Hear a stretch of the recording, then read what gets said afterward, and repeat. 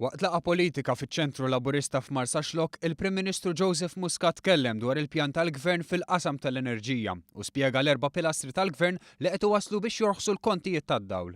Fost dawn hemm li l-korporazzjoni Ene Malta terġa' tqum fuq saqajja.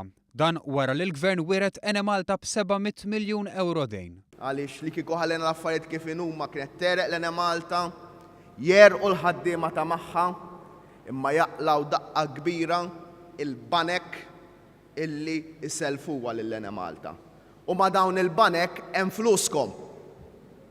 Hemm flus il-pensjonanti, hemm flus l-anzjani, hemm flus il-ħaddiema, hemm flus is-self-employed. Filwaqt li l-gvern raħħas il-kontijiet tad-dawl għall-familji u tejjeb l-operat ta' din il-korporazzjoni, it-telf tal-Ene Malta naqas b'20 miljun euro. Il-Prim Ministru qal li l-Ene Malta se tkun qed tħabbar l-ewwel investiment li se tagħmel flimkien ma' China Power u Shanghai Electric fix-xhur li ġejjin. Feħħa nkunu qegħdin ninvestu f'pajjiżi oħra biex inġibu aktar flus lejn pajjiżna.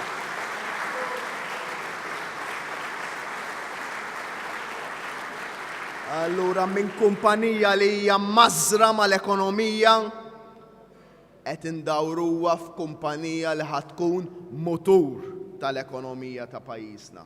It-tieni pilastru qal il-Prim Ministru huwa l-proġett tal-Interconnector li tant waqa' lura mill-gvern ta' qabel.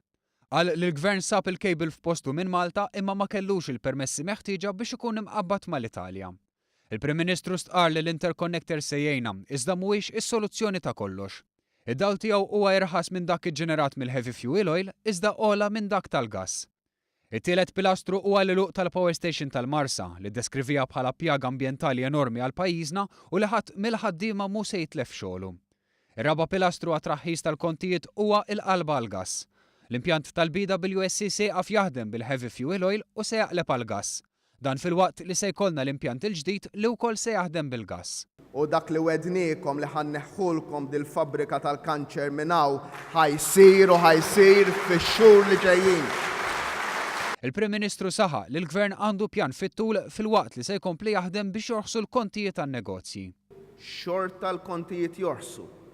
U le ma tħallsux taxxi biex dawk il-kontijiet jorħsu.